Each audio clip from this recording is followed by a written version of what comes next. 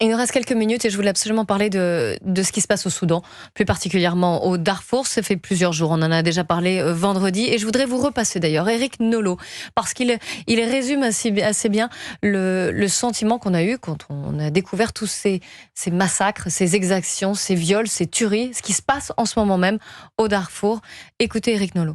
Il se trouve que dans cette histoire atroce, massacre de masse, violation des droits de l'homme, du droit international, il n'y a ni juif ni israélien dans l'affaire. Donc, ça n'intéresse pas. Donc, quand il y a un vrai génocide, on n'en parle pas. Quand il y a un faux génocide, on en parle. Vous parlez des réseaux sociaux, vous pouvez examiner le compte de M. Caron et des autres, vous n'entendrez pas parler du Soudan. C'est bizarre pour des humanistes, quand même. Parce que là, il y a de quoi s'indigner, quand même. Ce sont des gens les plus vulnérables, ça a été rappelé, qui sont exécutés. Non, mais tout ça est écœurant.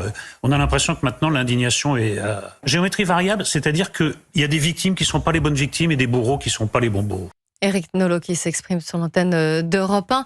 Depuis ce week-end, ça commence à bouger un peu. On voit dans les médias que on se saisit un peu de ce qui se passe. Il y a eu aussi des vidéos qui ont été diffusées absolument atroces. Est-ce que vous pensez quand même, comme lui, qu'il y a les bonnes victimes et les mauvaises victimes, les bons bourreaux et les mauvais bourreaux? Thomas Bonnet, puis Yvan Rioufol. Indéniablement. Alors après, je ne vais pas faire un procès en fausse empathie aux députés de la France Insoumise qui ont réagi ce week-end. Je constate quand même qu'ils réagissent parce que ça devient quand même compliqué de faire semblant qu'il ne se passe rien au Soudan.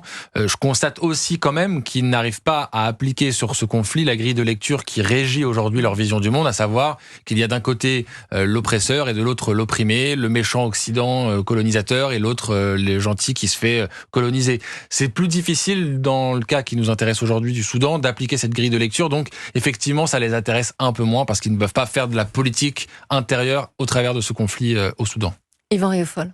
No Jews, no news, c'est le slogan. Pas de juifs, pas d'intérêt. Et effectivement, c'est une guerre entre musulmans qui se passe ici. C'est une guerre civile. C'est une guerre civile, mais c'est également d'ailleurs une guerre ethnique. C'est une guerre qui oppose des milices arabes à des milices africaines.